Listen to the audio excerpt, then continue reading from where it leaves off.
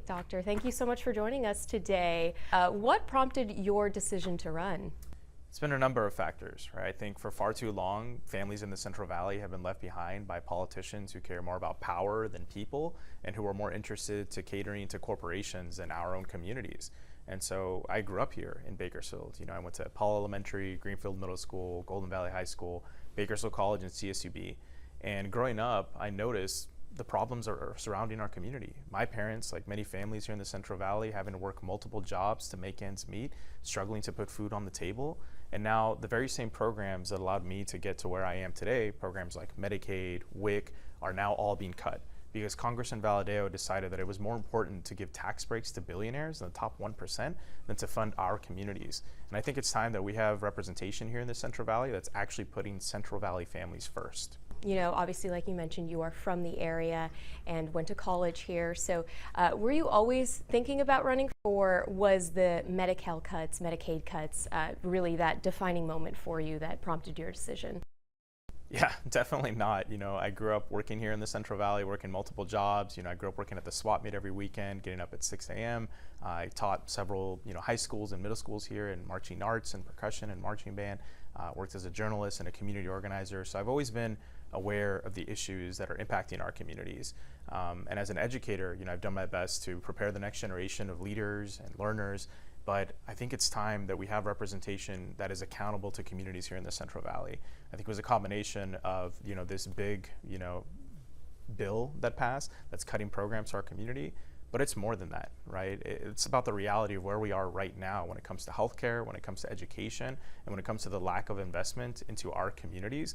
The fact that Valadao thinks it's okay to give billions of dollars to other countries across the world where our Central Valley families are struggling, I think is unjust. The fact that he thinks it's okay to give $20 billion, no, $40 billion to Argentina to help subsidize their farmers there, and they're selling soybeans to China while China refuses to buy from American farmers, that is not putting the Central Valley first. And so I think it's time that we have somebody who's actually working on behalf of Central Valley families. You are not the only Democrat in the race, of course. So what do you feel like sets you apart from Dr. Baines and the other candidates? Of course. I think one thing that sets us apart from any candidate in this race is the fact that we are the only candidate that is not taking any corporate PAC money whatsoever, right? My mother used to always tell me a saying growing up, dime con quien andas y te diré quién eres, which translated to English means tell me who you're with and I'll tell you who you are. And I think the exact same thing can be said about politics. Tell me who you're taking money from and I'll tell you who you're actually working for. There's a list of about 53 corporate PACs that have given to both my Democratic and Republican opponent in this race. These are corporations like PG&E, SoCal Edison, United Health, a corporation that was using AI algorithms to deny more people's claims so they could profit more off of the system. Why is it that politicians aren't speaking out when PG&E and SoCal Edison are jacking up rates? Look at who they're donating to, right? It doesn't take somebody with a political science PhD to put one and one together, right?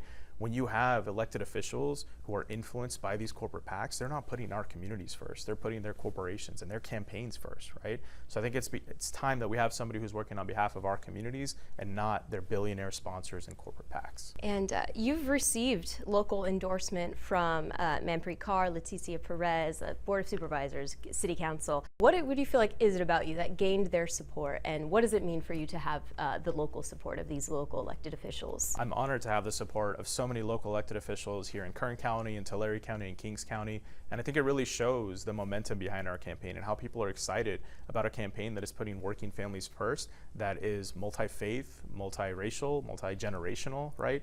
And the confidence that they have in our campaign, right? The fact that we have leaders in the Sikh community, in the Punjabi community, the fact that we have leaders in the Latino community, but the fact that we have so many local elected officials who are doing the real work here on the ground, that to me means so much to have their support in this campaign. And I think it really demonstrates how we are the homegrown candidate. We are the candidate here in the Central Valley that is going to fight for our working families and not special interests. Earlier you asked, what are some of the things that set us apart? I'm somebody who's shown up in the community, right? We had a candidates forum just a couple weeks ago where neither of my opponents show up. And I think that is just disrespectful to the community, right? I think if you want to actually represent the community, you should be showing up for that community. And the same thing goes for Congressman Valadao, who to my knowledge hasn't had a public town hall in over a decade.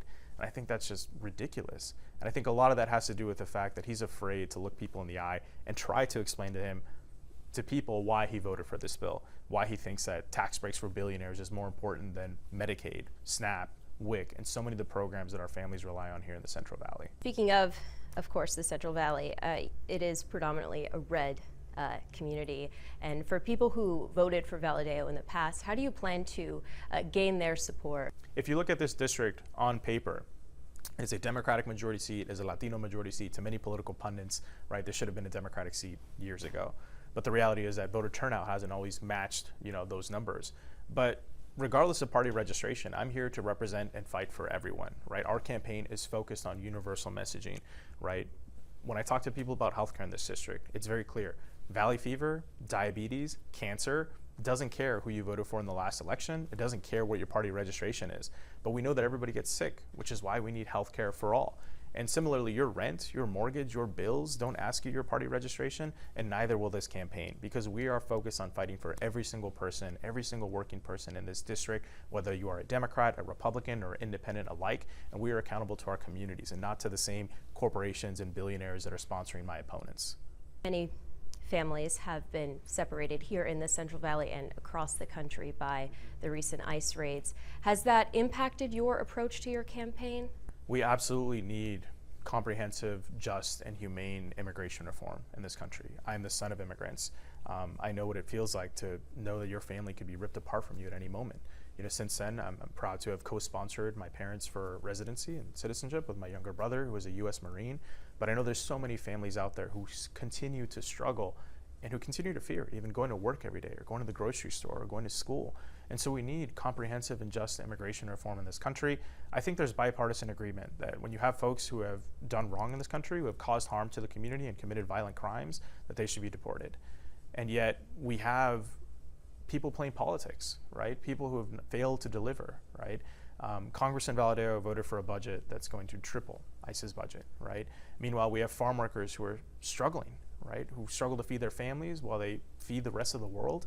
And we still have not passed a path to citizenship for farm workers, for dreamers in this country. And so we need to make sure that we have somebody who's actually advocating for comprehensive and just immigration reform, somebody who's not leaving our communities behind, and who's addressing the private prisons that also incarcerate many of our family members here in Bakersfield and McFarland and most recently in California City. And I think that is inhumane. I think we need comprehensive immigration reform in this country. We do need to have secure borders. We do need to make sure that harmful people or substances aren't getting into our country, but we need to make sure that we can do both. This doesn't have to be this parallel or this false choice. We can have a path to citizenship for folks who've been law-abiding in this country, who been paying their taxes, who may pay a fine, but who will have a path to residency. Proposition 50 has been a huge topic in the state. What are your thoughts on it? And obviously fundraising for Proposition 50 has been an issue for Democrats. So if this is passed in November, how do you, or what are you doing, to gain support for these redistricting maps? Yeah, I'll start off by saying, the lines may change, but the issues do not. Our Central Valley families are continuing to face soaring costs in terms of housing, in terms of grocery prices, in terms of healthcare, because Valadeo has sold us out to its corporate sponsors and billionaires, right? We used to talk about the Central Valley as one of the only places where you could still afford to buy a home in California and live a good quality of life. And that dream is getting further and further away because of failed politicians and failed policies in Sacramento and DC alike. And so that's why I'm running, to make sure that we're fighting for working families. Really honored to say that we are already building support with folks who will become part of that new district after Proposition 50 passes, or if it passes. Mayor Ray Leon, the mayor of Huron, has endorsed our campaign. The Fresno County Democratic Party Central Committee Chair has also endorsed our campaign, and also proud to share that we have the endorsement of all 3 Central Committee Chairs in Kern, Tulare, and Kings, which also just speaks to the momentum that our campaign has seen. And we, of course, are planning to reach out to all of our communities throughout the district, whether they are here in Kern, Tulare, Kings, or Fresno. We're going to have a series of town halls, meet and greet events where people are welcome to ask questions, where I can listen to people's concerns and really shape my policies around that, right? Because we need to make sure that elected officials, aren't telling us what the answers are, but we're actually listening to community to develop the responses and solutions, because our community knows what's best. Coming through my questions, you kind of answered a lot of the ones I was going to ask in your answers. I appreciate that. If I can maybe touch on something that was mentioned earlier, around the distinction. I think not only are we in a fight, to take back the House in 2026? But I think this race in many ways is a fight for the soul of the Democratic Party and who we want to be as Democrats and who we want to be as elected officials, right? Again, I'm the only person in this race that is not accepting any corporate PAC money whatsoever, and that's significant. That's something that hasn't been done before in this district. And despite that, we were the top fundraising Democrat in this last quarter. More individual contributions from small dollar donors, people pitching in what they can to our campaign, not billionaires sending the maximum amount of contribution that you can. I think that is very significant that we're working on behalf of working class families. Because if you take a look at where my opponent has failed to stand up for our communities, I'll give you a couple examples. There was recently, several bills in Sacramento, and the Sacramento Bee, did an article about this, where there were going to be stronger reporting requirements of pesticides sprayed near schools, where our children learn and play. And my Democratic opponent did not support that bill. There was another bill to ban DEHP, a cancer-causing agent and carcinogen. My opponent also did not support that bill. And meanwhile, as we're talking about, raids that have been happening throughout our community, one of the concerns has been a lack of due process, whether ICE agents are identifying themselves or not. So there was a bill proposed in order to, require ICE officers to identify themselves and also unmask. And my Democratic opponent did not support that bill and was the only Democrat to also vote against Proposition 50. And I don't think we can stand on the sidelines as Trump tries to rig our democracy, as families are being torn apart, as costs are soaring for working families. We can't have somebody who's failing to meet the moment. And I'm a fighter, and I'm going to be fighting every single day in this campaign to represent our working families. And I think that's a key difference. I'm somebody who's shown up, who will continue to show up throughout this district, both on this campaign and when we are elected to Congress. I pledge to actually have regular town halls in the district because we need to have that constant communication with our communities if we want to represent them. And come next year, if you are elected, what would that mean to you to hold this position? It would be an honor to represent Central Valley families. I mean, the fact that we have this lack of representation right now is what drives me the most, right? The fact that we haven't had a representative show up for the community who's not even willing to host town halls is ridiculous. We have people who show up every day to go feed the rest of the world, to fuel the rest of the world, and we have somebody who's not showing up for working families when it matters. So it would be an honor to represent the 22nd District, to represent and fight for our working families, and to know that we have representation that's actually putting working families first. What message would you say to community members who typically don't vote in elections because either they aren't engaged or they just don't care? Yeah, I would say I understand where you're coming from, because when we have elected officials who don't show up or who sell us out to corporations and their billionaire donors, I can understand why folks might be apathetic, why folks might be cynical about participating. But what I would say to those people is, if your vote didn't matter, these campaigns would not be spending billions and billions of dollars every year to try and convince you otherwise, right? And I will say, join us in this movement, in this fight, to make sure we actually have representation for working families in this district, because so many of the issues that we're facing have solutions. But those solutions aren't going to come from politicians who are taking money from the folks who are at the root of all those problems, right? So I would invite people to join us and to join our campaign. You can head over to randy.vote/volunteer, randy.vote/donate. You can follow us at villegasforcongress.com. And I think what I would also tell people is we need to give folks a vision to believe in. Let's take this big, beautiful bill, for example, that passed, right? I think many Democrats would say, I would have voted no for that bill, and I would have voted no for that bill as well. But let's talk about where we are right now as it stands, even before some of these cuts go into effect. Right now as it stands, 2 out of every 3 bankruptcies in this country are tied to medical debt. Again, 2 out of every 3 bankruptcies are tied to medical debt. Every year, over 66,000 people die because they don't have health insurance or because they were underinsured. Not because we couldn't treat them, not because we couldn't save them, but because of a system that denied them care. And so yes, we need to reverse these tax cuts, but we need to actually fight for universal health care in this country. We need to have a system that actually puts working families first, and where people aren't, worried about going into debt just to get better, right? The fact that we have families here in the Central Valley who will drive 6 to 7 hours to Tijuana to get cheaper dental work done or to buy cheaper prescription drugs, this is not something that should be happening in the richest country in the history of the world. And so I'm there to fight for working families, to make sure our tax dollars are being held accountable to actually fund our families, to fund programs that are essential to them, to make sure our tax dollars are invested in education, in healthcare, and not sending money to countries across the world that do have these systems, right? Valadeo has signed off on blank checks to countries across the world who do have universal healthcare, who have universal free higher education. And now he wants to send more money to Argentina. That is ridiculous. It's time that we have somebody who's fighting for our tax dollars to be spent right here at home in the Central Valley. And if you were face to face with Valadeo, what would you say to him? Do you have a message for him? I would invite him to actually show up for the community, to actually have a town hall, to meet people in the eye, to look them in the eye and explain his vote on this big BS bill.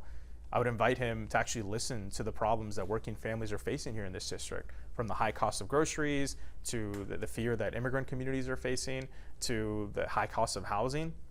And I would have him explain to him why he thinks that tax breaks for people like Elon Musk or Jeff Bezos were more important than funding our working families. I would also ask him point blankly why he has not signed the discharge petition to release the Epstein files, why he's not standing up for victims in this moment, and why he continues to not support it. I'm proud to say that I would have signed that discharge petition on day one. We need to hold people accountable. And I would ask him why he's protecting these powerful men as opposed to standing up and fighting for victims.